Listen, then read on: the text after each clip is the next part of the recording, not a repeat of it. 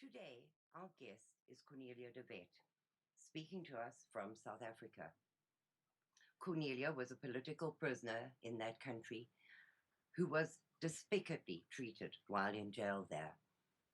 In a case that has lingered on for over 4 years and consisted of over 40 court appearances, Cornelia has suffered through the jail system in South Africa.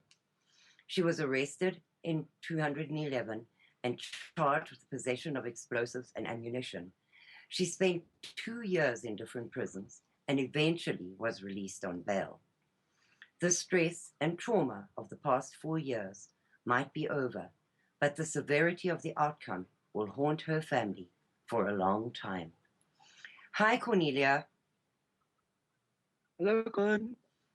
Welcome to the show, Cornelia. It's very, very nice to speak to you again. Thank you, Colin. So, Cornelia, for our audience that has not heard your story at all, I'd like you to explain to them how your problems started. In other words, you were a member of the Afrikaner Weerstandbeweging from a very early age, were you not? Yes, I was a member of them from the age of 14. And in 1993, I left the AWB and I have joined them in 2011 again. But then I was already by another right-wing group called Leeuwag. Which in English is Lion Watch, essentially. And they're a security company, well, supposedly a security company that provides security to the farmers in South Africa. Yes, that's what I say they was doing, but that was not what I was planned to Okay, do. so if we start from the very beginning, you were living on the farm with your elderly parents and your 3 children. And there were many times where your farm was attacked and your lives were threatened. Yes, Colin, I was in 2010. I was attacked 2 times on the farm.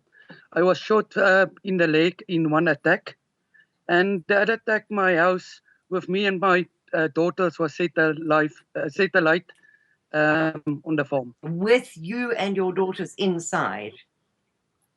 Yes.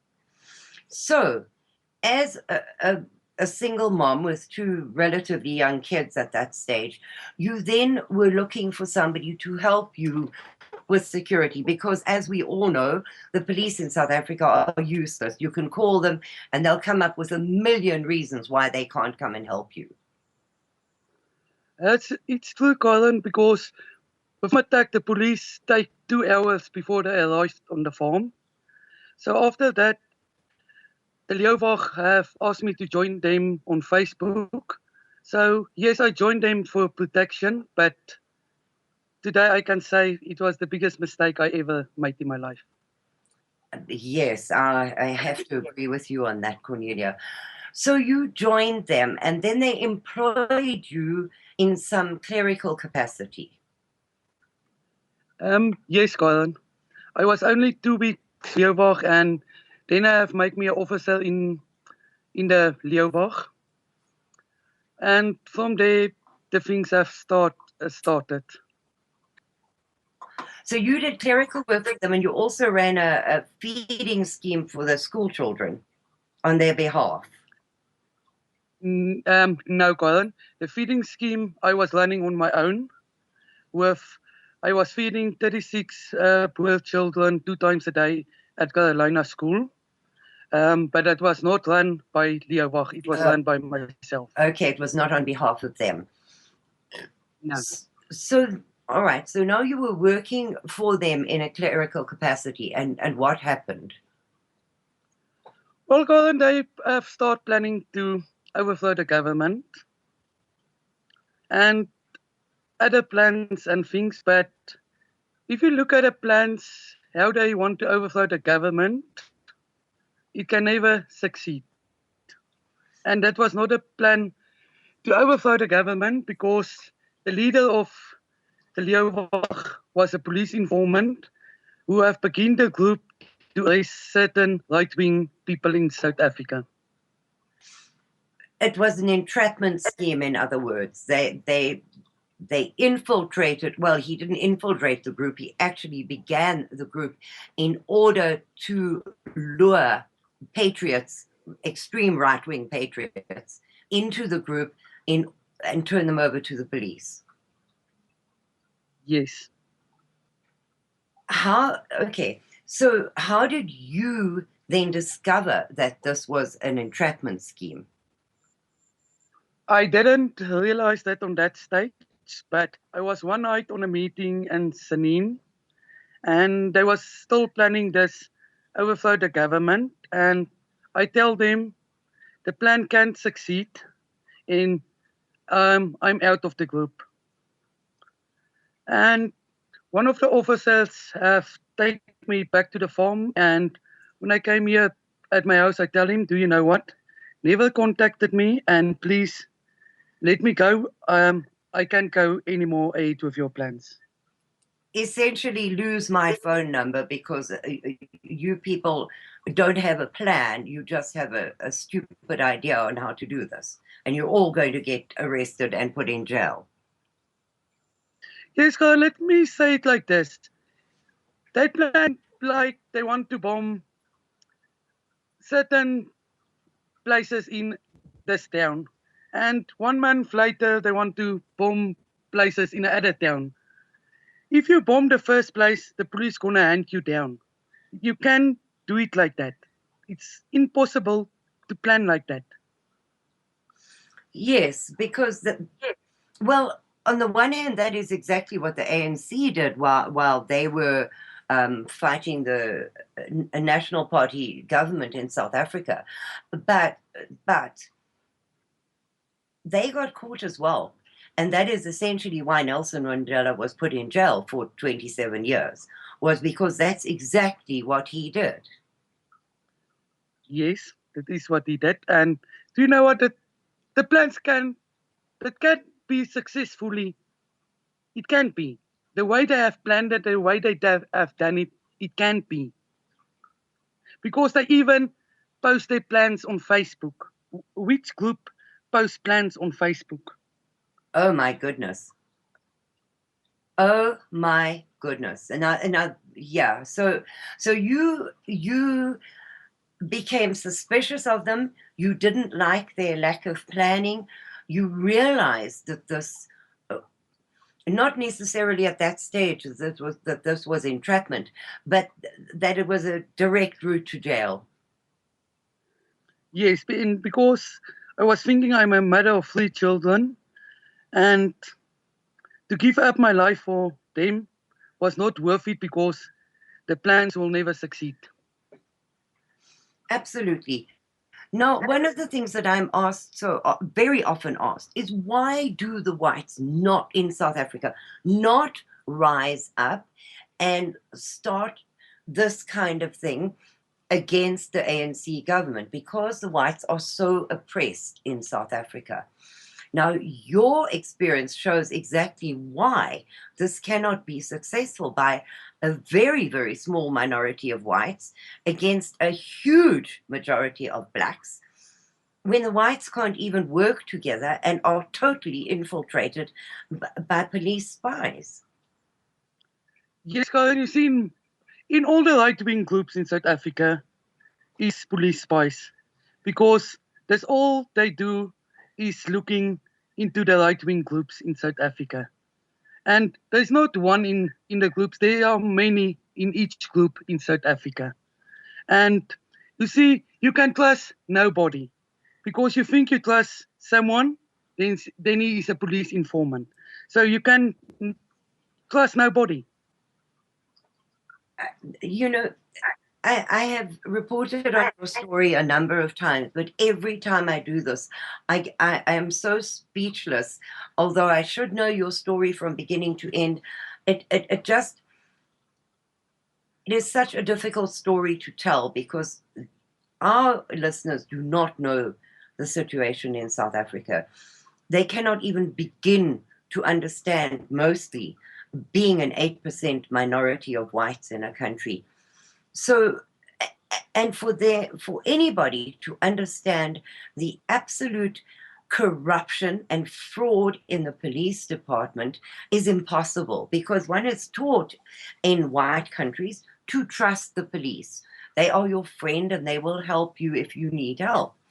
So in South Africa, if you need help, the last people you want to ask for help is the police. Yeah, because if I needed help, I won't even consider the police to help me because they are against the whites in South Africa. If you see what I do to the white people that are raised in South Africa, I have seen that many times. I was in many different police stations in South Africa where they was holding me. And if you see what I do to people in custody, it's a shame what is going on here. Cornelia, just a sort of a by the way question here. Do they treat the black criminals the same way they treat the whites? No, they treat them different. They can get food in, they get their drugs in, they have money, they have cell phones in the cells. They don't allow anything for the whites. And are you put in a cell with blacks? There's no Yes, I was in a, there's no segregation between the two anymore. no. I was in one prison. I was the only white between 28 blacks. And did the police make sure that those blacks knew what you were in prison for? Do you know what? Everyone was knowing for what I was in prison because it was on TV, it was in all the newspapers. So everyone know for what I was in. So I was treated very badly in prison. Okay, so now I'd like to go back to how and why this whole thing started. We've got the background of why you joined the Leeuwag, why you left them, and now I'd like to go to how you got arrested, why you got arrested. Okay. Okay. Colin, I was arrested on 29 May 2012.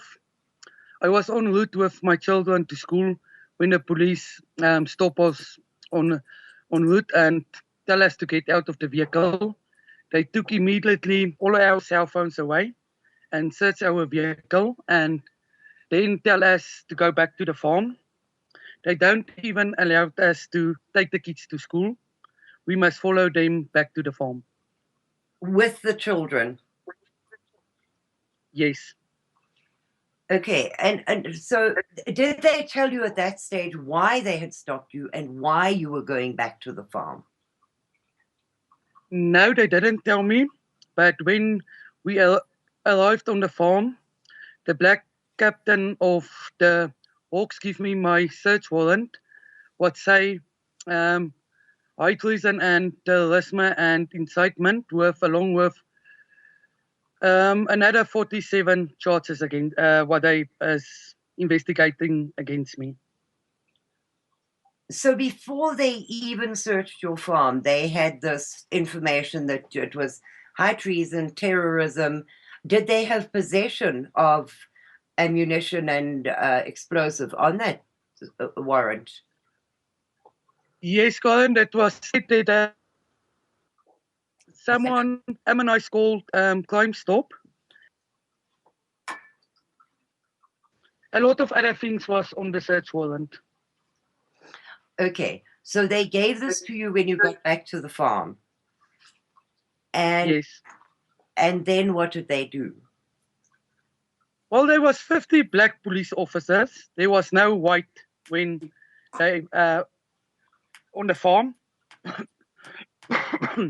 So they take the search warrant and they just tell me to open the door of my house. So I open it, but the search warrant state only 4 police officers can search my home.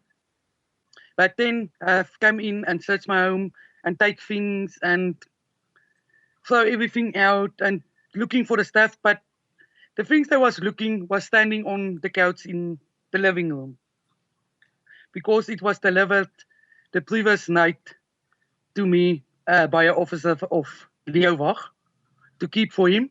So it was still standing on the couch. I didn't open it. It was still just standing on the couch. Okay, so the previous evening, an officer of the Leeuwag, which you had resigned from, came to your house with this parcel and asked you to do what with it? He just asked me to hold on to it. He will come and fetch it because they're going to need it for an operation they plan on doing. All right. So it was exactly where he had left it, on your couch in your living room. And the police then, they searched your house, or they went straight to this parcel? The parcel have stand on the couch, so immediately they're going to look first at it because everything, like the laptops and the plans of Leeuwag, everything immediately is the first things they took in the house. Okay. So what seems very strange to me about this whole case is if the guy had delivered this to you the night before, how did anybody, never mind calling Crime Watch and giving details of it, how did anybody know you even had it? So there already it looks to me like a setup. And there are many buildings on the farm, are there not? I mean, there's your parents live there, and there are outbuildings, and there are other buildings on your premises. Colin is 5 houses on the farm and many outbuildings. So my dad asked the captain of the Hawks if they want to search the other properties on the farm. Then he said no, they're only going to search my house. Wow. Okay, so now they were there for many, many hours, were they not? Yes, Colin, they was here for about 4 hours. Then they have called the dog unit. And after the dog unit, another 2 hours later, they called the bomb squad. And they have called another unit, so that have take them 8 hours before they arrest me. And in the meantime, all of this was going on in front of your young children? Yes. Okay, so eventually, after searching your, what did they bring the bomb squad and the dog unit for? You see, the dog unit they bring in to see if there is other explosives in my house or outside my house. Okay. And the bomb squad have come to take the explosives they have found. But they were not bombs. No, they were not bombs. You can do nothing with it because it's not all the things you needed to make a bomb was there. Okay. So they confiscated that. They confiscated electronic appliances and things. And they told you that you have to go with them. Yes, they only tell me, Cornelia, come, let me go. Then I say, go where? To say, we go to the police station. He never read my rights to me or anything in front of my children. He just say, come, let me go. That's that. All right. So they didn't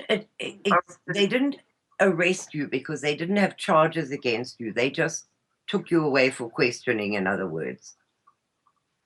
No.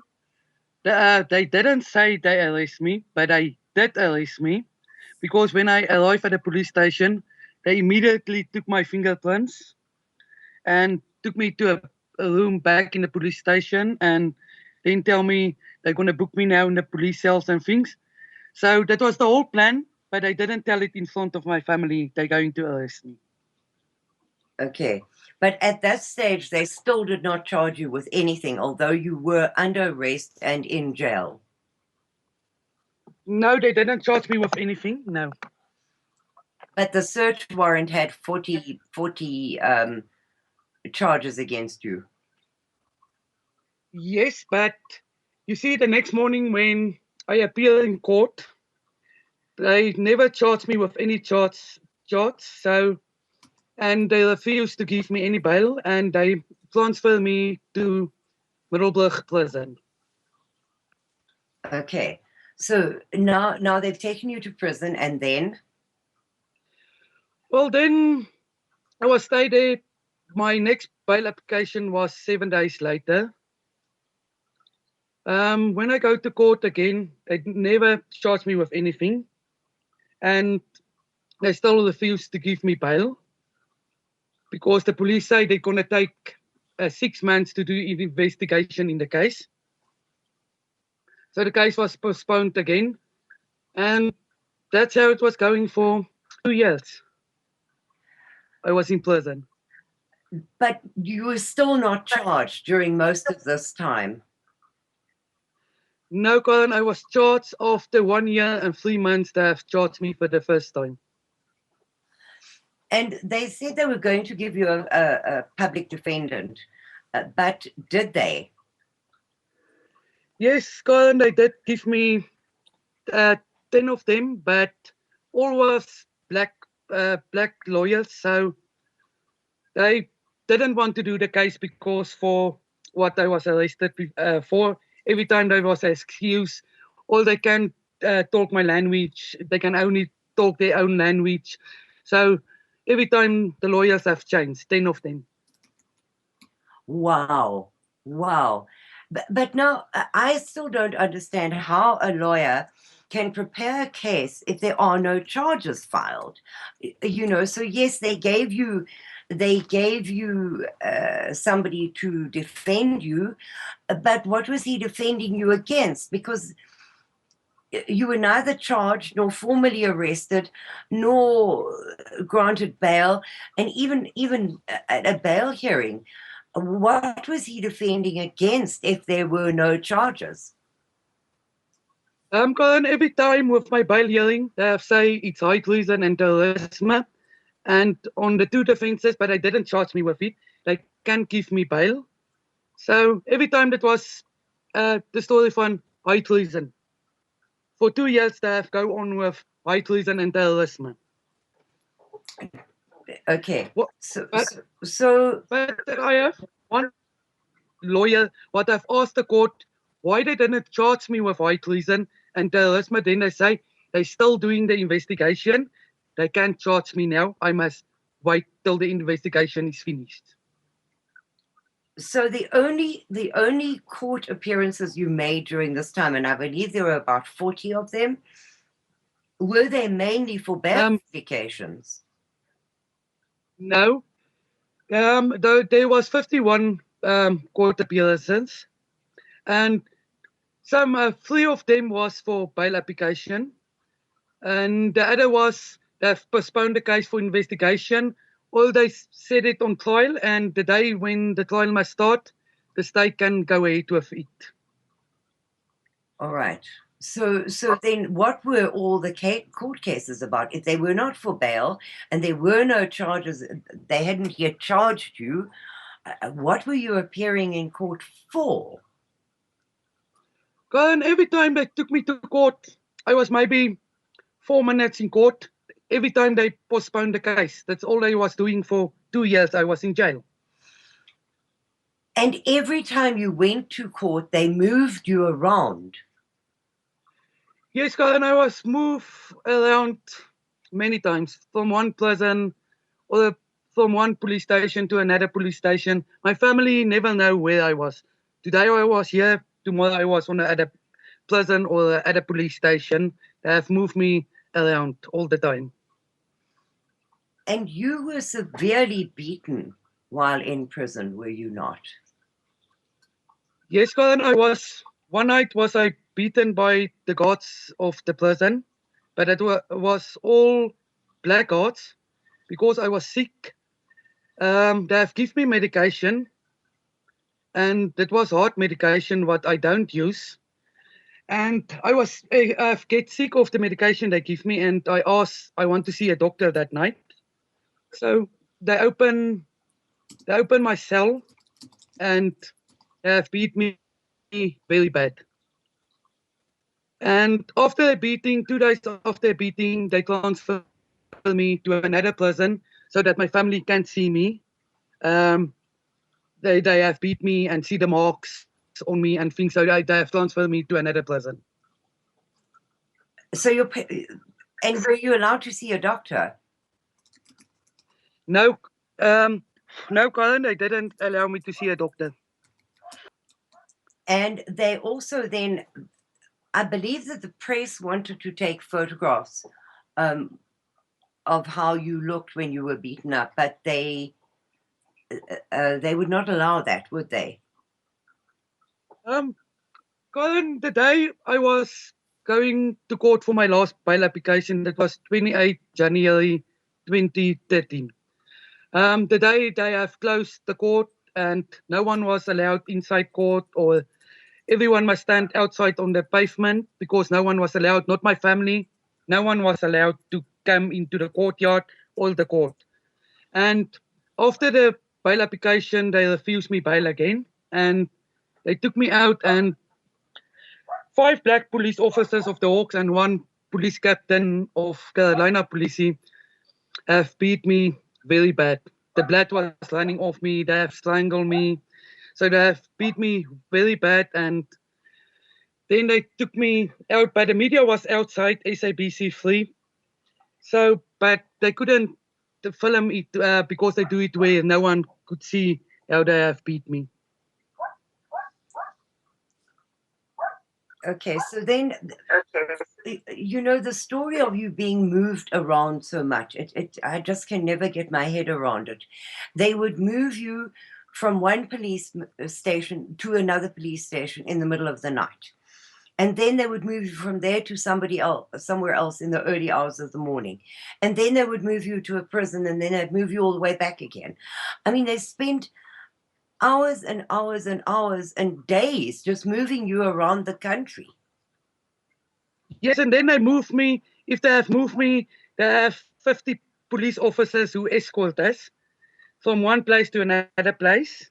Even from the prison to the court, it was 50 police officers who escort me to prison, to court and back to prison. The main reason they have tell me, I have a letter with what the police was in my docket I have with me, but say they have moved me and escorted me because the Leeuwag people want to take me away from the police. So they maintained that the Leeuwag was going to do a rescue attempt. That's what I say, but I don't believe it. And every time you were moved, you were chained up like you see in the movies of these murderers, with chains around your middle and your legs and your arms and whatever.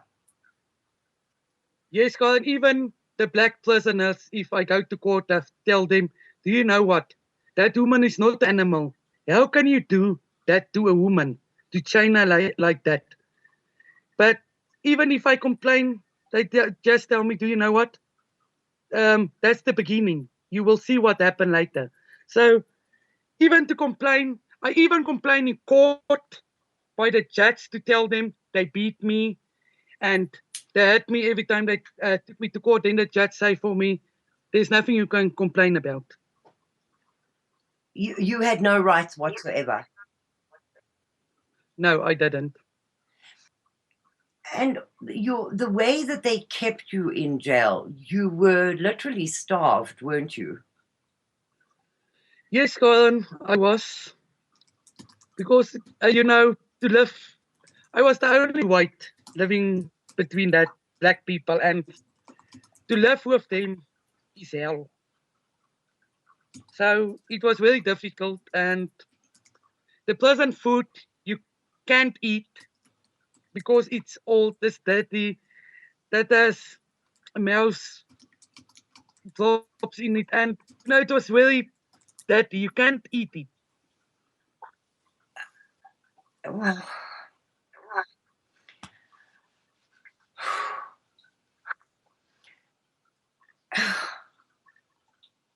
so you were not allowed to bring food in. You were not allowed to have contact with the outside. You were chained up like an animal. You were strip searched in court or outside of the court? Sometimes they have search me somewhere in front of the public at court. And sometimes they have, when they took you back to prison, they strip search you, all your clothes, everything off. You stand naked in front of them. And then that's how they do the search. And I was allowed to bring food in. My family have bring once a week for me food because we was allowed to have tin food and cook food from the house because we was waiting trial, we was not sentenced. So that was allowed. So my family have bring every week for me food because I didn't eat the prison food. if they knew where you were. Yes. Sometimes, okay, for 4 months, sometimes they didn't know where I was. So then I didn't bring me something. Then I have only eat the dry bread and water because I don't drink coffee or tea. So then I was eating the dry bread and water because the other food I didn't eat. Yeah, well, I was in hospital in South Africa recently, and the food that they served up there, if you weren't sick when you went in, you would be sick from one of the meals they ate. So I dread to think what the food was like in prison. Okay, so The food in prison you can't eat. You, the blacks can eat, but a white person can't eat it.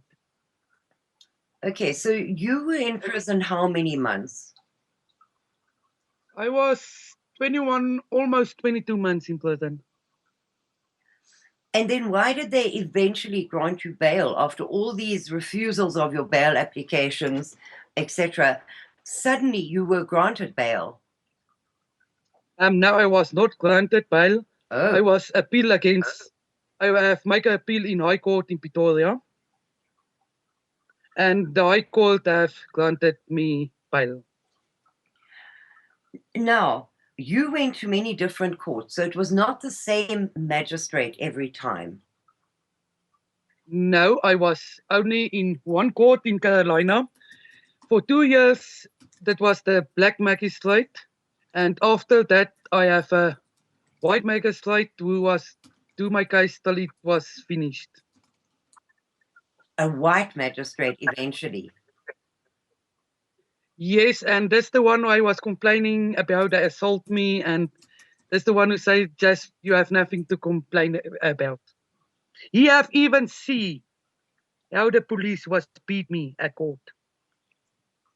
So for all the moving you around and moving you around from this place to the next place to the next place, at the end of the day, they use the same black magistrate every time against you.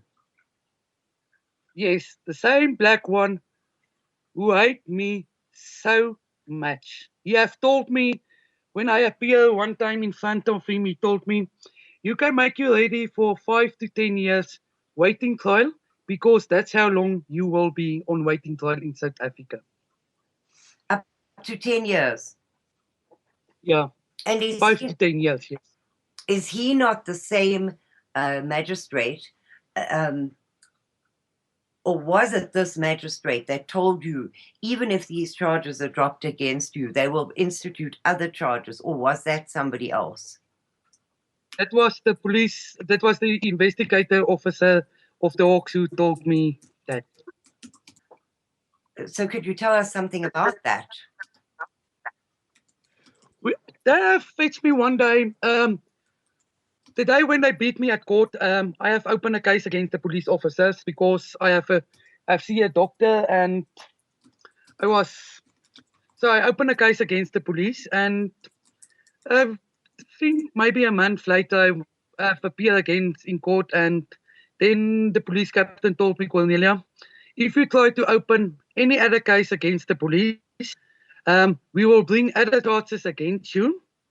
And if we if you're not found guilty on these charges, you stand in court for now. You will we will bring in other charges against you because you will go to jail because you this that is where you belong is inside jail." All right. Now there are, to my understanding, there are hundreds of other white political prisoners in South Africa who have been in jail for 20 years and more and are just basically forgotten. Yes, Colin, that's true. There are many political prisoners in South Africa. And yet, for all the fuss that the world made about Saint Mandela when he was in prison, nobody even knows about these people. Yes, Colin, most people don't know about them because most of them was AWB members, what was arrested after the ANC took over the country. So many people don't know about them. Uh, they is in prison. Wow, wow. I know about a number of them, but they've been there so long and been forgotten by everybody. It's unbelievable to me that the world made such an outcry about Mandela and his friends, and yet nobody, not anybody, not even a loud voice in South Africa is standing up for these people. No, they don't. And I can't understand why not. Because this is just, they is in prison and they are forgotten by the world. And I don't understand why they do that to the political prisoners in South Africa. Well, because you're white. And the problem there is that they really do hate the whites with an absolute passion, Cornelia. Everything that a white person does is just not good enough. But at the same time, they want all the things that the whites create, manufacture, do.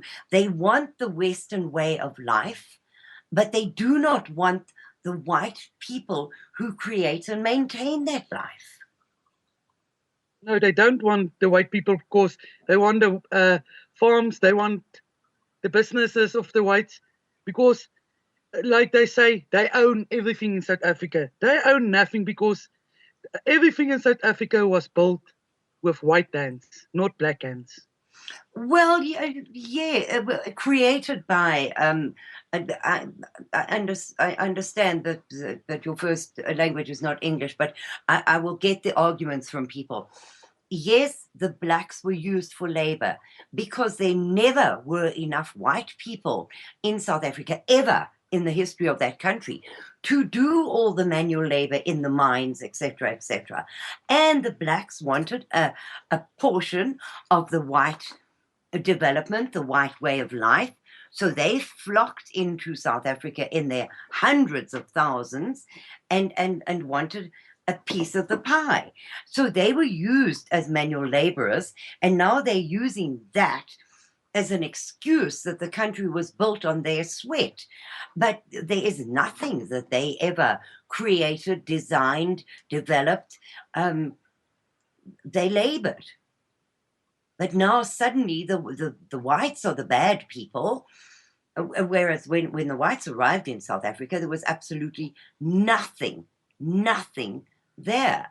The whites created it all. They gave it to the communists and the South African white traitors gave it to the communist ANC on a plate, and now they're slaughtering whites and just blaming us for everything. That's true, Colin. They will always blame the whites. Because even like they say, we stole the farms. The farms was never stolen by them because they have never farmed in, and the farms was bought. That was not stolen by them, from them, because they never owned them. No, they didn't have a concept of owning anything because the chief, to this day, in the tribal homelands, the chief owns everything. And they get if you want a piece of land, you go to the chief and he says yes or no, but it doesn't belong to you. Yes, that's true. So okay, so Cornelia, sorry, I'm getting off the track, but the ANC makes me crazy because, and the world's silence on this makes me mad, and the fact that Nelson, who was jailed for exactly what you were jailed for, only you didn't carry out any of the things that he did. So you had explosive in your house that were left there and in your care.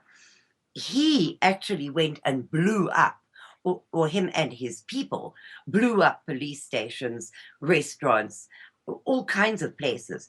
And the world screamed because he was put in jail for 27 years. Now they were threatening you with 25 years of jail for just having this stuff in your possession, and for people saying that you were going to blow up schools and ANC buildings.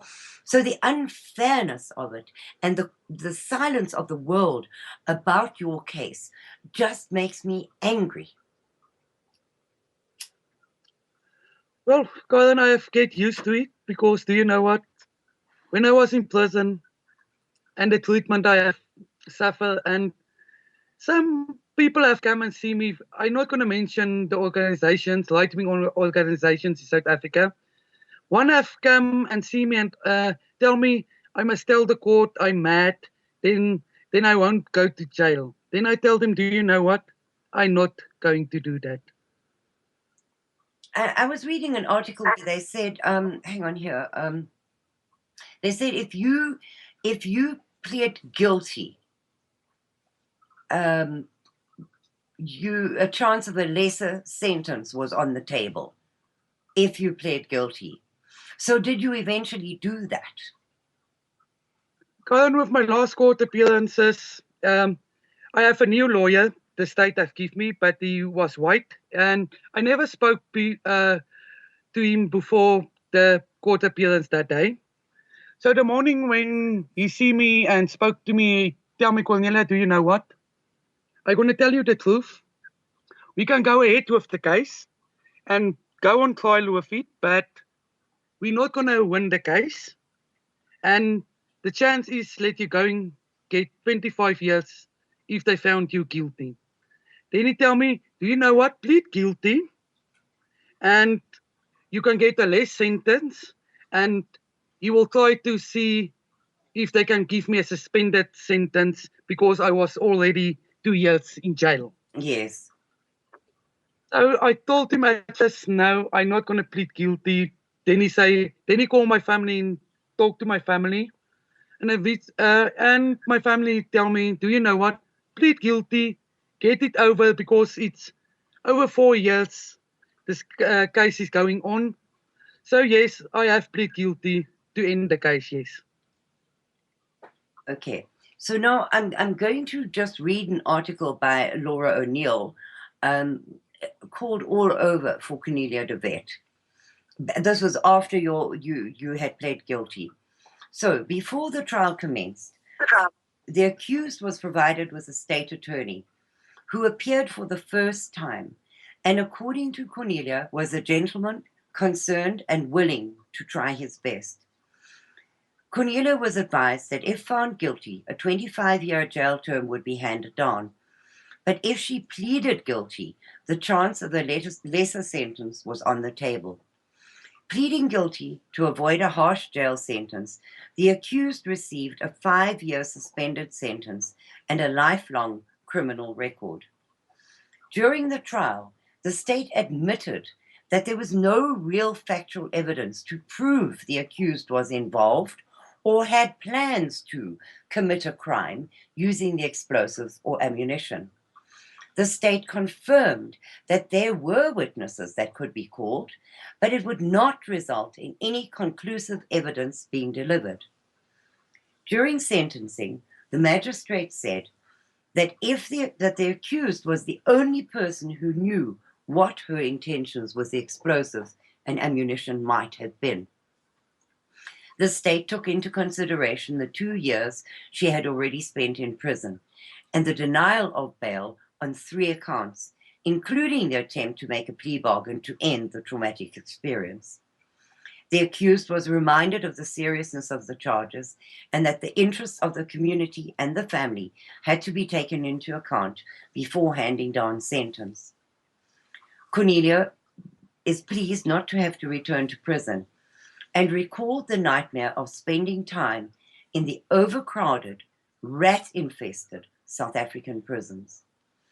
A particularly bad memory that will haunt her forever is the rape affliction and being chained like an animal during the many transfers from one prison to the next. Not one prison experience was better than any other, and places of safety were all described as close to being in hell, having to endure the wrath of prison wardens who tormented and humiliated prisoners. Behind the entire order was a right-wing group known as Leeuwach Panzer, who, according to Cornelia, are police informants. It is this group which tormented the family for years, and although the trial is over, the irritation continues. Shortly after the court case, a member of the Leeuwach group telephoned Cornelia to say the members were disappointed with the sentence the accused had received. The caller said there were plans to continue the harassment and initiate action which would eventually cause the state to throw Cornelia back into jail. Is that true to what happened, Cornelia? Yes, Colin, it is. So they are still threatening you. We will go on to what is happening with your children. But these people have not, despite the fact that you pled guilty, have had a 5-year suspended sentence, spent 2 years in jail, were raped, beaten, and chained like an animal. Despite all of that, these police informants are not happy with the sentence handed down to you, and they want you to suffer some more. Yes, Colin, I have more than one suspended sentence. I have two. The one is for explosive is 5 years for suspended for 5 years, and for ammunition is suspended 3 years for 5 years. And do they run together, or do they run one after the other? Together. Together. So okay, I doubt very much that you're going to be going out there and blowing up buildings in the next 5 years, but nevertheless, your chances of ever leaving the country are totally destroyed by this. Yes, it is. Because you can't possibly leave the country with this criminal record, which essentially is what you've got. Yes, Colin, I don't think any country going to take me with the criminal record I have against me. Especially for treason and those kind of things. Cornelia, if you had it to do over, what would or could you do differently? Because as I see it, you needed somebody to help protect you and your children on the farm. So when these people came to you with an offer to help, obviously you accepted it. I would have as well, because you were a sitting duck on that farm with 2 young kids. What would you have done differently? Well, Colin, let me say this, I will trust no one. No matter who it is, I don't trust anybody anymore. And to get involved in groups, I won't get involved in any group. So I will, from now on, me and my family will protect ourselves on the farm and do it to the best we can. So are you employable? I know that whites cannot get jobs in South Africa, but with this kind of thing behind you, would anybody give you a job so that you could earn a living? No, Colin, I am not employed because with the court case and the criminal record against me, no people want to employ me. So how are you living? How I'm living is my family took care of me, and some of my friends help me. But we know that people's attention span is short. And so once the sensationalism of this is over, do you really think that people are going to continue to help you? Well, Colin, my family will continue to help me. That I know. So I will be fine. My family will take care of me. But you've got kids. You've got 3 now, don't you? Yes, I do, Colin. I have 3 daughters and a son. And they all have to go to school, and they all have to have we'll in the second hour we'll go on to what is happening with your children, but they have to go to school, they have to have an education. Surely they are traumatized by all of this. Yes, they are, Colin, because do you know what? I think the most what was traumatized them was they took me away in front of them, and every time.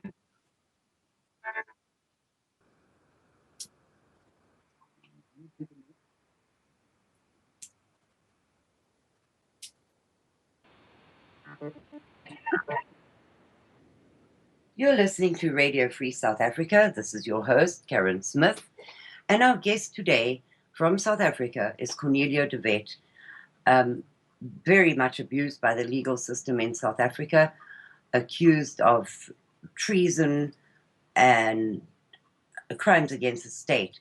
But eventually, all 40 charges were dropped against her, and she received a suspended sentence. Cornelia, so not only did you have to deal with the problems with the government, you then had to deal as well with the people calling you a liar, calling you all kinds of terrible things. They even said that you were a police informant. Colin, do you know what? They say what I want.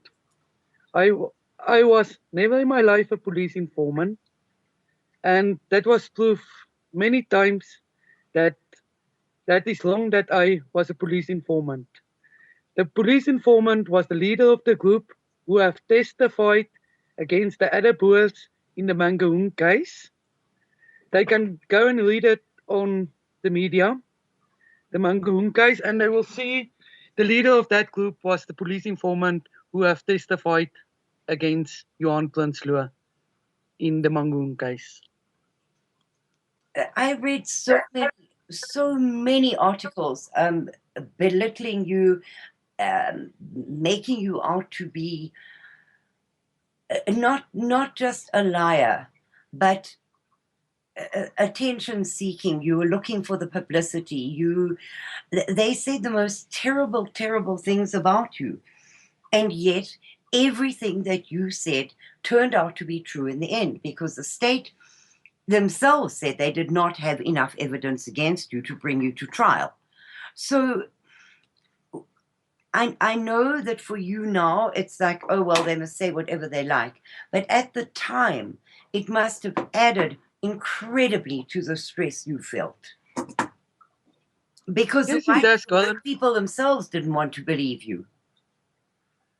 Yes, Colin, but do you know what? I have just worked through it, and they, they don't get to me so much as they did when I was in prison. So I have stand up, and they can say about me what they want. I have evidence what was in my docket to prove that the police have take statements from people who was in prison 5 years before I was in prison and say I have commit crimes, and they are witnesses to the crimes, but they was in prison, and in that crimes, one of the crimes they say I have did it. The police have shot a person dead in that crime, but still they blame me for it, and it was not me. I have the evidence all with me. Do you think that you will need it again? Do you believe that it's over where you are concerned? Not for your children yet, but for yourself. Do you believe it's over, or do you really think that they will bring new charges against you? And I don't think it's over because 3 weeks back I received an email. I still have the emails with me. What one of the officers of the Leeuwbach have sent me and say to me they will bring in new charges against me. I I find it very difficult to understand why they are picking on you. Were you just an easy target for them? Because you were not a famous person. You were not, it doesn't make sense why they would pick on some ordinary single mother housewife person. Why? I don't know, Colin, but I have lots of evidence to prove everything what I say is the truth.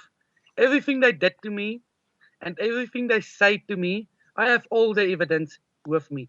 If I want to, I can publish it on Facebook where everyone can see the real truth, what was going on. Yeah, but even that, Cornelia, you know yourself that if you get more than two people in a room, they're all going to argue about whatever. So even if you were to publish everything you have as evidence, you would still have these people attacking you as a fraud. Yeah, they still will do it, but the proof will be there to see that what I say is the truth. Now, we were talking before the break about the traumatization of your children. Yes. And you didn't have a chance to finish your thought before the music came in.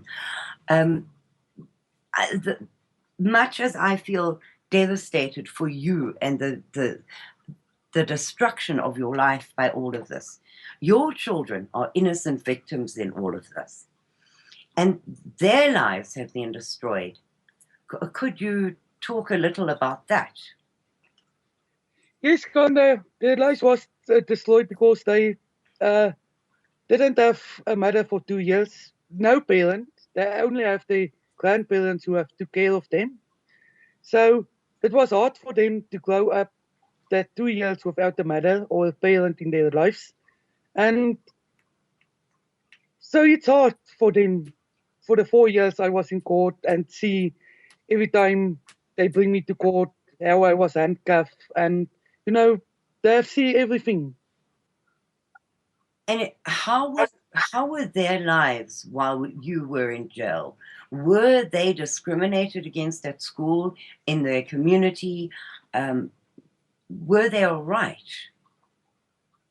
No, they was not discriminated against in the school. Um, the the headmaster of the school really have look after them, and I can say they have to take care of my children at school. So no, there was not um, anything at school what I've done them wrong in the 2 years when I was in prison. Well, that's very cool because they did have your parents to take care of them as well, didn't they? Yes, they did. They were not left totally parentless. And did the state at any time try and take your children away? Yes, Colin, they have tell me one day they question me and say to me if I don't answer the questions and don't work with them, they will get a welfare to take my children away from me. So they have said to me, but I never did it. They didn't ever do it. No, they didn't. No. Okay, so now you were out on bail and you went whatever, you were out of jail and your final case and you got this case against you. You must have taken a deep sigh of relief and hoped for some respite and a bit of rest and time to get your family back together because the court case against you was over. But that was not the end of it at all, was it? No, it was not. So can you tell us what they've now done against your daughter and your nephew? Um, Colin, I was away from August till November last year. I was living with my sister on a farm, and then I received a call from my daughter and say the police have a case against her for assault. But there was never incident where she did assault anyone. When I came back to the farm, I went to see the principal and asked him what was the incident at school. He say there was no incident at school what took place. But in the case they say the incident took place at school. But the school deny that there was an incident at school. So the police have go to school a few times to see my daughter. Even have, let's say, be in office with two black police officers, males, alone for maybe an hour. But I've talked to her and questioned her. But it's against the law because she's underage. Yes. They're not allowed to do it, but they did do it. And she told me that they have threatened to arrest her, but then the other ones say, no, because she's underage, we can't arrest her. And the person who made the charge or the complaint about assault, who is this? And have you met them? Have you spoken to their parents? Do you know who this person is? Colin, the complaint was laid by the black magistrate what was involved in my case. He have found the police to open a case against my daughter. And the girl who say my daughter have assaulted, I don't know them. I never see them. I see them this week. I see the girl for the first time at school, but I never met them. No. So the magistrate himself laid the charge of assault against your daughter, not the person supposedly assaulted, that the school principal knows nothing about, even though it happened in school. Yes. The black magistrate found the police and laid a complaint against my daughter. And you have started an appeal site to have that magistrate removed from her case. Yes, Colin, I want him to be removed from my daughter's case because I know if he gonna hurt the case on, he going to do the same thing he was doing to me for 2 years. But they cannot, because she's underage, she can't realistically, she can't go to jail, but in South Africa, she could.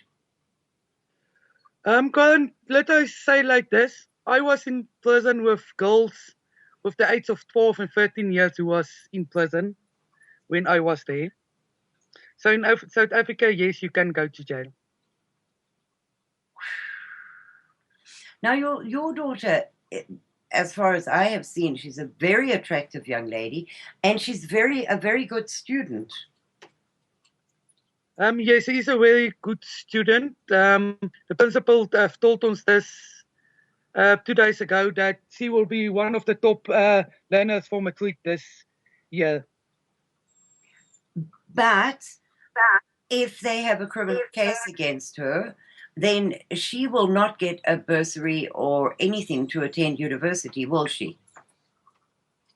I don't know. I think she can get a bursary even if she have a criminal record against her. But whites don't get them anyway. Yes, they don't. But the main thing is she's gonna lose a lot of schoolwork, and to catch up with that, every time she must go to court and not writing a test and everything, that's gonna play a big role in this final year of school for her. And then tell us about that the last time you were in court, because you were talking to me about that you went to court and you waited for 4 or 5 hours. I'm gonna tell you this. The day the police officer phoned my daughter, but she didn't answer the phone, and the second time he phoned, she gave the phone to me and I answered the phone. And then he tell me now my daughter must go to court. I think it was Tuesday.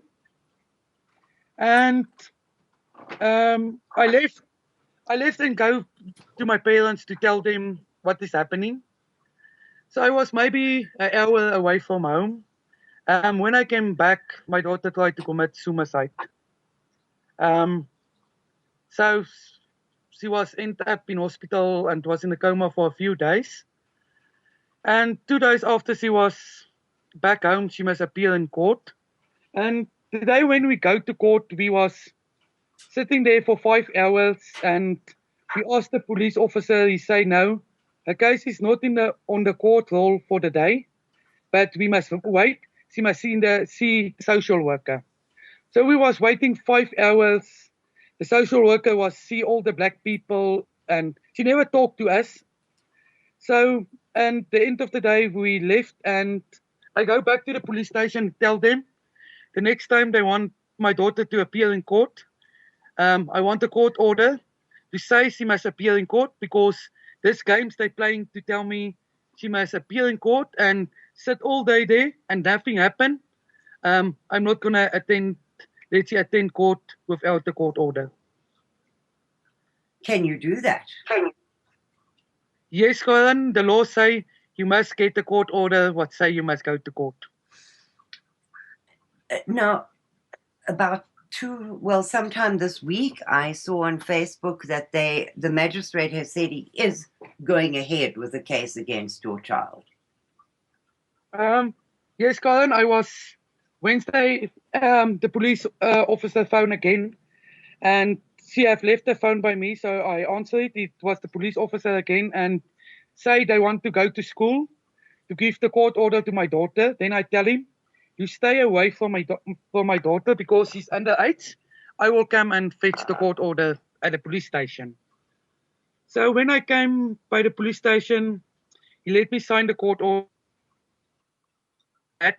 He make a mistake because he gave me a copy of the court order, and the law say I must have the original court order in my possession. So we only have the copy of it. And then I asked the police officer about the case, and I asked him, can I see the J88 what the doctor filled in to show all the bruises and things on the girl what was assaulted? Then he tell me, no, they don't have one. Then I tell them, but how you can go ahead with an assault case if you don't have a J88? Then he tell me, don't you worry, we have enough witnesses what will testify against your daughter. Then I tell him, but how can you make a case if you are the magistrate but not a complainant in the case? How does it work? Then he tell me, he can't answer me on that. That have nothing to do with me. So we will see.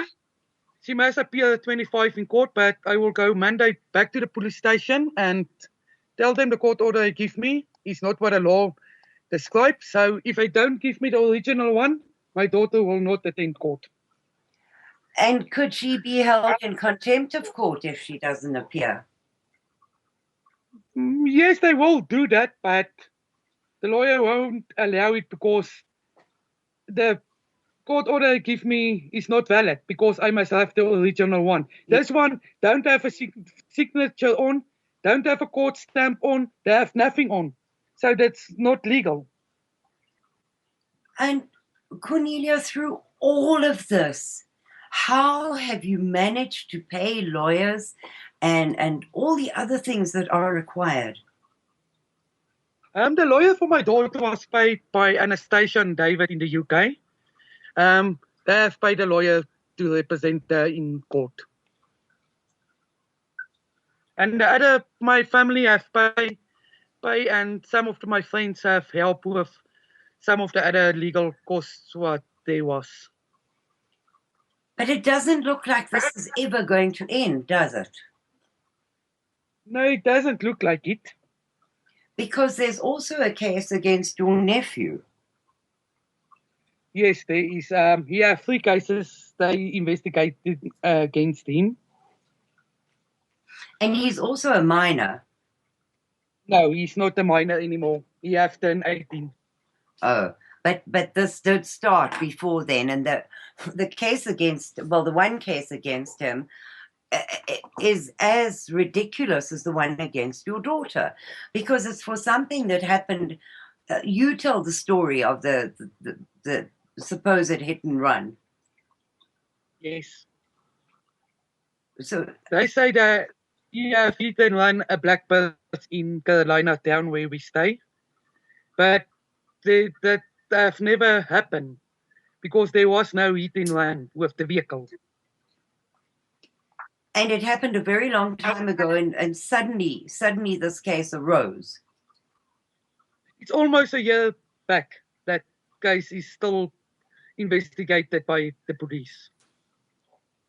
So it could very well just be another trumped up case, because there were no charges laid against him until now for something that supposedly happened a year ago.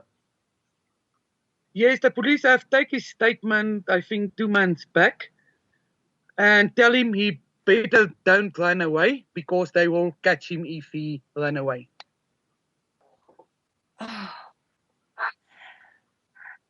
Do you think that is connected to you for more harassment of you, or do you think that that is just coincidence? Colin, the same black magistrate will hear the case on of Hellman as well. Is he then the only magistrate in your area, or is it that this man is being particularly used as a weapon against you and your family? Yes, Colin, I think he is used as a weapon against me and my family because he is so against me. Even when I was appear in front of him, every time there was a story when I appear in front of him. A personal attack, nothing to do with the court case. Yes, I think so because I think he's angry because my appeal in High Court because they have ruled he was wrong in every bail application. He refused me bail. So I think he's mad for that as well for me.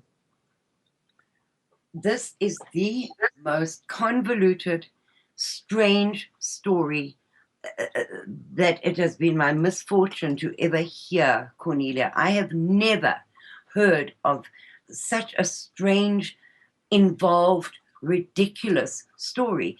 But I'm also pretty sure that you are not the only white South African with this kind of try and take you down, try and destroy you thing happening. We just don't know about the others. Colin, I have videos, but I didn't post it on social media, where the police was intimidating my sister for 3 months on a farm where she was staying alone. I have all the videos what the police have done to her, but I didn't publish it because for the safety of her, I have kept it out of the media. But the same thing happened to my sister. What they have done to my sister on the farm. Really? Yes, Colin, I have all the videos with me.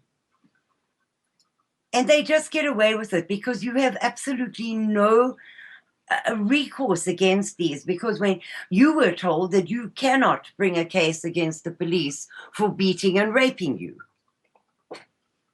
No, Colin, because all the evidence they have make sure all the doctors, J88s, and all the cases I have opened against the police, they have closed it, and they have never investigated it. So essentially, you are helpless in their hands. There is nothing you can do. No, Colin, you can do nothing because to fight the ANC and fight the police and fight the court, it's impossible to do it. So your daughter goes to court on the 25th, which is not very far off. Do you have any expectations of this case actually coming to court, or do you think that they're going to play the same waiting game that they played with you and just stress the poor child out until, I don't know. I mean, she's already attempted suicide, so she's a wreck. And she had the whole trauma of your absence from her life, and now this. Is there any future for your daughter, for your kids, for your family? No, I don't think there's a future, but do you know what? I will not give in to the ANC, the police, of the courts. I will keep on fighting them, even if it means I must go back to prison. But I'm not gonna give in to them. Do you think that it would possibly help if you did just roll over and play dead? Would they leave you alone? Are they continuing against you because you fight them? I don't know, Colin, but I will keep fighting them. And I have told them, even the police I have told when I was in custody, I will keep fighting you. I will never give in. I have given in many times when I was in prison. I was on a hunger strike. I almost died. I was in a coma after a suicide attempt in prison after they beat me. So do you know what? I will not give in to them one more time. Cornelia, it feels to me like you fighting insuperable odds, insurmountable odds. You can't win against these people. But at the same time, you tried to make a plea deal with them, and that didn't work either. So I can't understand what they want from you and why you. You see the plea bargain what my lawyer told me I must make the plea bargain, then I won't go to jail. So when they start with the plea bargain, the state say no, and the police say no, they want maximum 25 years. Then my lawyer say no, 10 months in jail and 5 years on probation. Then the state say no, the deal is off the table. They're not going to make a plea bargain with me.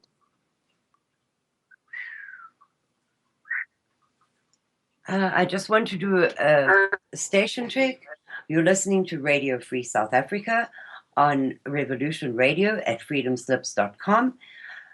This is your host, Karen Smith, and our guest today is Cornelia de Wet, political prisoner from South Africa. Cornelia, there was an article written by the Boere Volksstaat. It was written in December 2012 about you.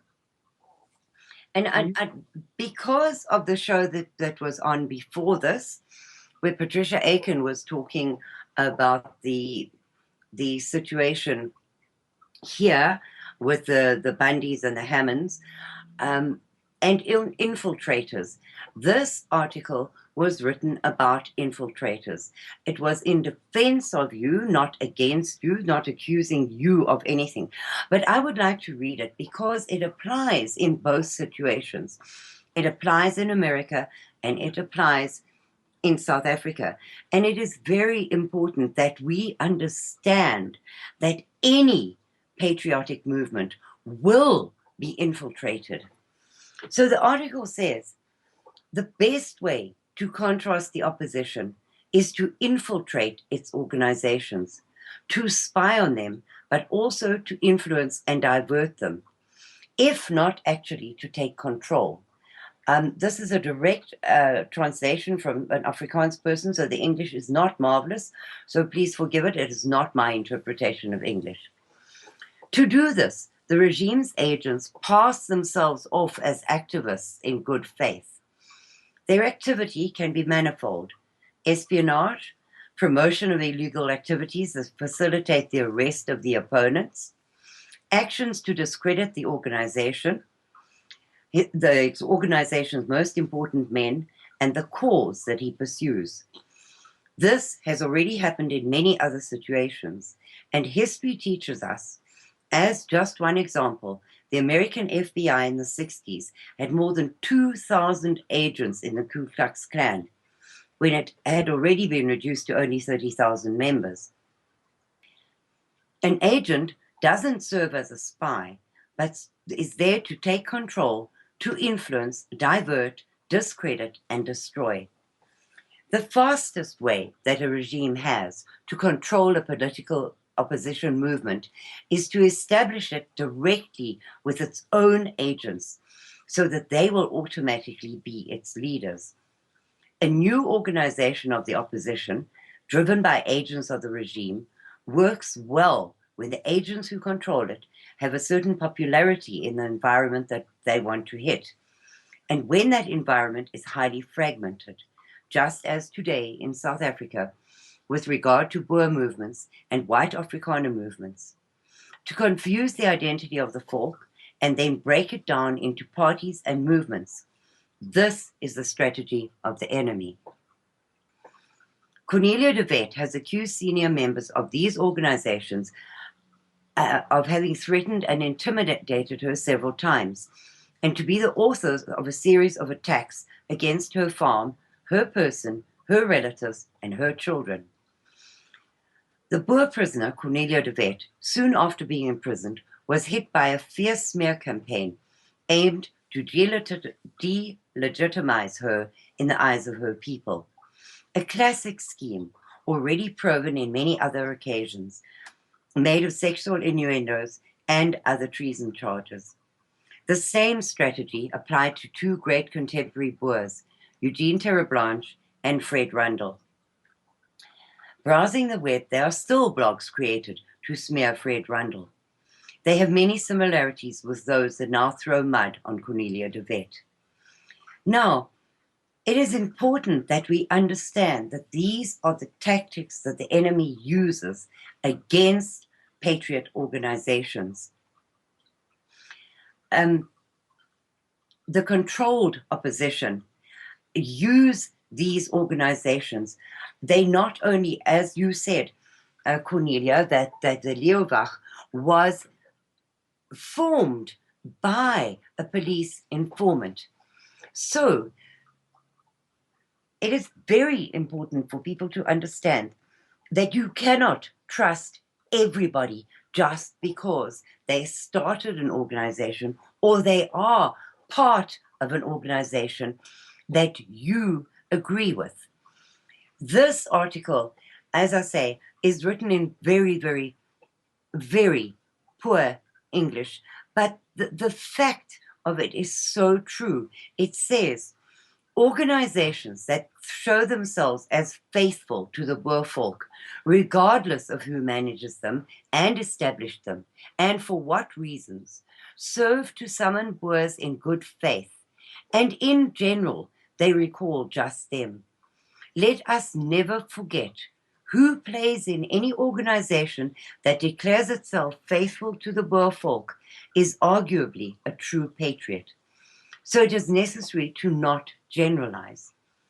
To try to distinguish between true patriots and agents in the service of the empire, between Boer liberation movements and fake alternatives established by the empire, however, is very important to our freedom. Following false prophets and fake alternatives will not lead to either truth nor freedom. Now, those words are striking because we are suffering from the same thing all over the world, not just in South Africa, where the Boer organizations and patriot organizations are infiltrated and brought down by these infiltrators, but everywhere. On the previous show, they were talking about Pete Santilli, who is a radio show host here, who in some circles is regarded as an FBI agent and a plant. He's very outspoken. He is a very hard-headed, and he does tend to call in a roundabout way for violence. So the same thing is happening in this country as happened to you with the Leeuwach. And it is very, very scary to me to see the similarities between South Africa and what is happening in the rest of the world. We have been calling on the world for almost 20 years to pay attention to what is going on in South Africa, because we have said It is the blueprint for the rest of the world. What is happening and has been kept quiet in South Africa to the whites there for 21 years is now happening all over Europe and the USA at a much faster rate than it ever happened in South Africa. And for those same reasons, we need to still be keeping a very close eye on what is happening in South Africa, because they laid the plans, they've carried them out, they've done it successfully and proved to themselves and to the rest of the oligarchs in this world that they succeed. So the planting of people and forming of so-called patriot organizations that are done by the police, by the powers that be, by the alphabet agencies, to draw in genuine patriots and get rid of them or put them on some red list for sending to FEMA camps later, is a very frightening thing, because they are con men and they are extremely convincing. Somebody in the chat room has just said controlled opposition. Yes, that is exactly what they are. And a whole lot of South African groups are coming, patriot groups, are coming under severe attack in the last 2 weeks. They are people and organizations that work hard every single day. The fact that they are coming under severe attack makes it seem to me that they are right over target, that they are making a difference, that they are causing tidal waves against the ANC regime. But the people who are doing the attack, the controlled opposition, are people of such standing that everybody listens to them. They have a following. They have people who are sucked in to their belief systems. And for me, that is extremely frightening, because some of the long-term, hardworking patriots of the South African community have given up and stopped the fight, because these people launched such huge, successful, personal attacks on them, on their person, on their work, on their companies, on their companions, that to them it wasn't worth it to continue the fight anymore. So for me, the people that are coming under attack are the people who are successfully carrying out an opposition to the communist-controlled government in South Africa. People like Natasha Fosaki from Stop White Genocide in South Africa has come under immense, horrific attack recently, all of it aimed personally at her. People like the South African Family Relief Project, they have had their integrity questioned. People like Sensor Bugbear have come under attack from these very same so-called patriot people. And unfortunately, people in general are so gullible that they get pulled into these attacks and believe that the people who are actually working hard are not who they say they are. And it frightens me, Cornelia, that people like you, a really, really tough lady, who has fought the good fight from an early age, has fought the communist regime by being a member of the RVB, should have been pulled into this and not been able to see that this guy was a police plant. It frightens me what good con men they are. Sorry, my rant is over. You may speak. Yes, Gern, but It happened every day in South Africa, and people don't open their eyes because they get involved with the same people over and over again. They have know what the Leeuwag have done to me, and they have continued with their plans for Mangaung with the same guy who was his informant, and that people have been sentenced to 8 years in prison because of one guy who's working for the police. You know what I think, Cornelia, also makes it easier for these people is the fact that we as whites do not stand together. We all have our little splinter groups that fight amongst each other and fight with the other groups. So if you know about somebody who's an FBI plant, there will be 20 other people who will defend him just because they don't agree with you. And they will, because you said he's a plant, they will go with that group just to prove you wrong. So because we do not have the African Ubuntu mentality, one for all and all for one, that will stand up together and protest something, that has a kind of a bush telegraph that sends the news of infiltrators out to the world immediately so that everybody knows about it. We as whites seem to be incapable of doing that, of stopping the infighting and standing together with one huge voice against the opposition.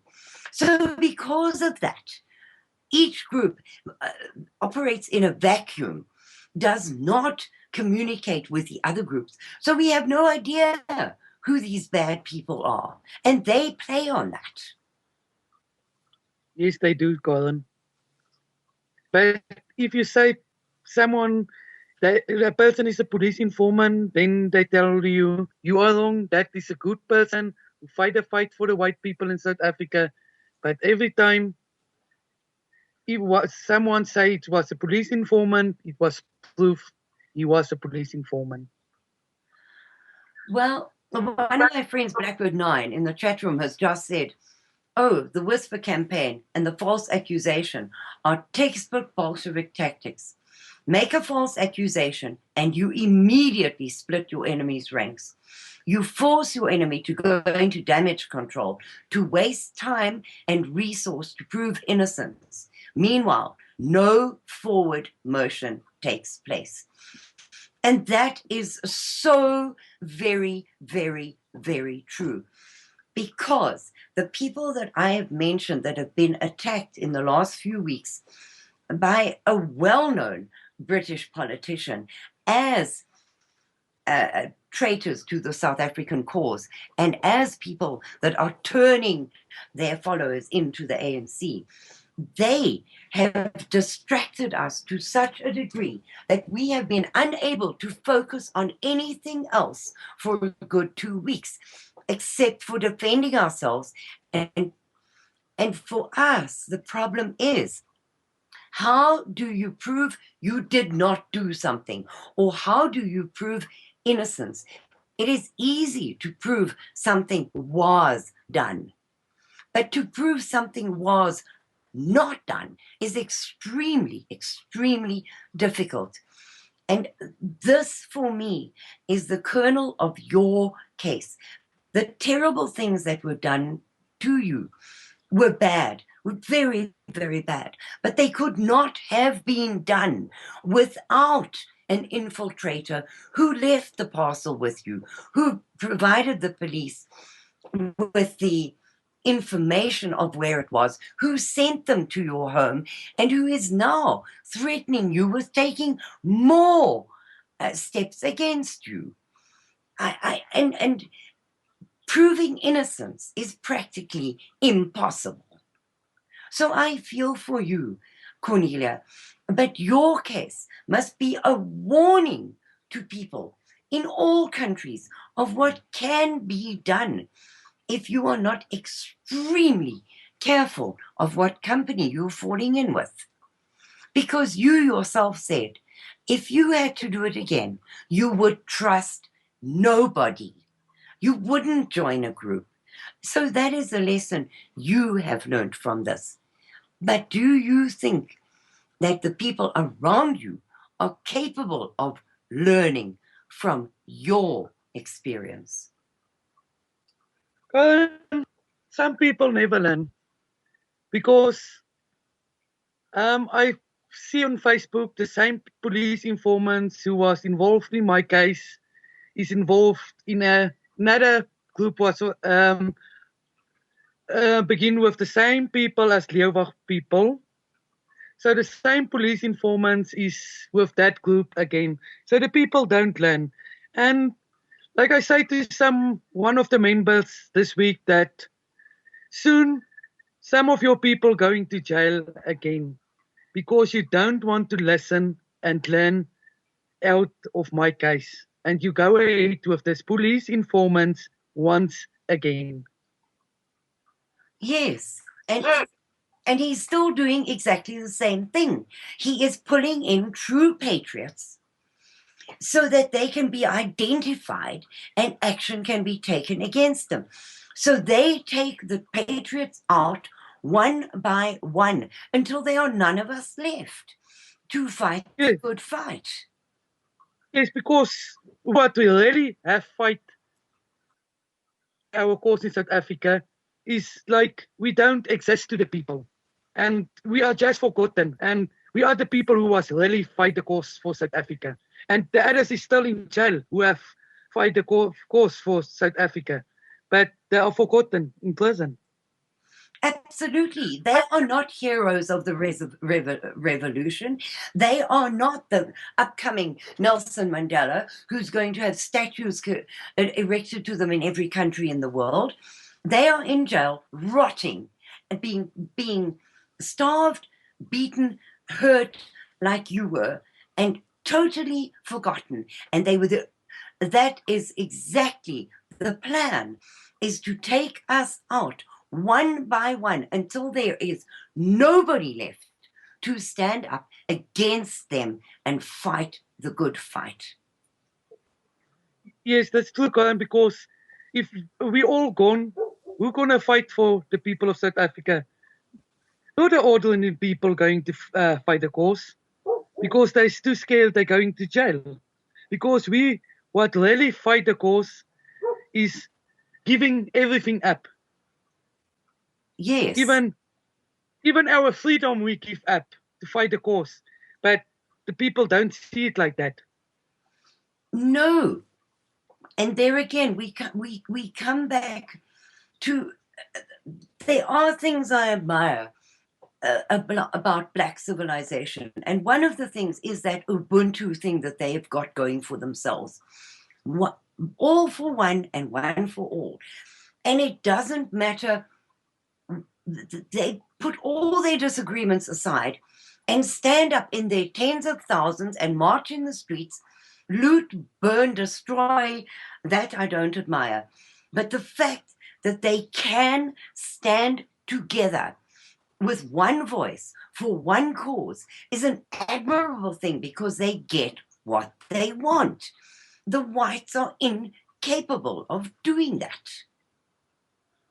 It's true, Colin, because everyone wants to be the leader of the Boer folk in South Africa. Yes. And there can only be one leader in South Africa. Not every second person can be a leader. There can only be one for the Boer folk in South Africa. Absolutely. We need a Eugene Terra Blanche to rise out of the masses there and lead our people. But it is highly unlikely because, as you say, the Boer people are admirable people, but they are incredibly stubborn. And as you say, everyone wants to be a leader. Now, you cannot. You have to have the Indians. You can't just have all chiefs. You have to have the followers who do the boots on the ground work. And you have to have the people at the top who do the planning and organizing. And because we do not have that and cannot seem to get ourselves together to get to that point, we are going nowhere. Yes, it's true. We are going nowhere because the booth is so split up in hundreds of groups and everyone have their own leader and nothing happened. Yes, it's all talk and absolutely no action whatsoever. Yes, that's true. Because everyone is fighting each other, every group is fighting each other. They can come to one point and say, let's stand together and do this thing together. And you need to, because not only the whites in South Africa, the whites worldwide are a minority. And we are becoming a smaller minority every day. So we need to form a coalition to just put our differences aside, to say, okay, I might not agree with point number 10 of your manifesto, and you don't agree with points 2 and 5 of mine, but let's get together and form something that we can semi-agree on and fight the good fight. But I see the same thing happening in the USA. The patriot groups cannot unite and do one thing and get one task completed. Because if we just did it once and found that it worked, we would have a recipe for success. But we are unable to do that because our egos get in the way. Yes, that's true, Colin. Because everyone wants just to be this big shot of the guy of the movement, and he wants to be the leader, he wants to do everything, but it don't work like that. There can only be one leader, but the people must follow. Yes, absolutely. And you need your structure with a leader at the top and then people under him to carry out that, his admin people, and then under that the foot soldiers. But we as whites, and I'm not talking only about Boers, I'm not talking only about South Africans, I'm talking about worldwide as whites, we do not seem to be able to put our egos aside and be a follower. And we are going to lose this battle because of our egos. It is frightening to me to see Europe overrun with these so-called refugees. And the whites, there are pockets of resistance where people are standing up and burning mosques and patrolling streets, etc., etc. I'm very proud to see that happening. But we need to get our act together quickly. Otherwise, we, in every white country in the world, are going to be overrun by these people, outnumbered, and probably genocided, as is happening to the whites in South Africa. And I know, Cornelia, that this is not particularly about you, but your case is an object lesson for people of how easily you and your life and your family can be destroyed because we are not cautious about the people we let into our circles. Yes, Colin, that's true. Because they let anyone in what want to join, because more members, the bigger is the movement for them. But they don't look into what the real person is. Yes. Because if they look into it, they will see this guy is not what he say he is. And I have speak many times to Leeuwach about the people they let into the movement. And every time they have to tell me, leave them, they are good people, but fight a fight for us. But all of them was, and at the end of the day, the police informant. We've come to the end of the show. Thank you very, very much, Cornelia, for being with us today. I wish you and your children the best of everything. And if there's ever anything I can do to help you, please let me know. God bless South Africa. God bless America. And God help the world we live in today.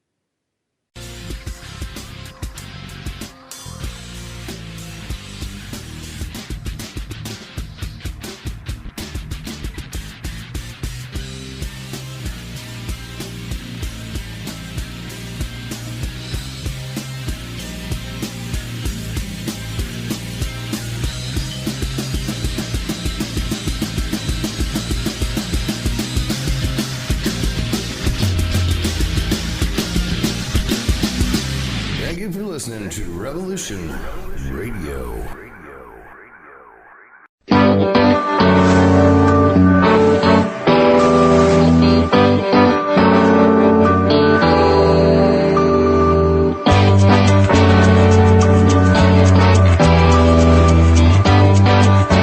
A narco-syndicalist commune. We take it in turns to act as a sort of executive officer for the week. Yes. But all the decisions of that officer have to be ratified at a special bi-weekly meeting. Yes, I see. By a civil majority in the case of purely internal affairs. Be quiet. But by a 2/3 majority in the case of more Be quiet. I order you to be quiet. Look, you stupid bastard, you've got no arms left. Yes, I have. Look, it's just a flesh wound. I don't believe I've seen such a display of courage, skill, nerve, grace, and stupidity. I'll do you for that. Oh, what? Come here. What are you going to do, bleed on me? I'm invincible. You're a loony. The Black Knight always triumphs. Roundtable Live Monday through Friday, 1 a.m. till 4 a.m. Eastern Time. Bring your mind, bring your ideas, bring your voice. King Arthur had nothing on us here at Revolution Radio, freedomslips.com.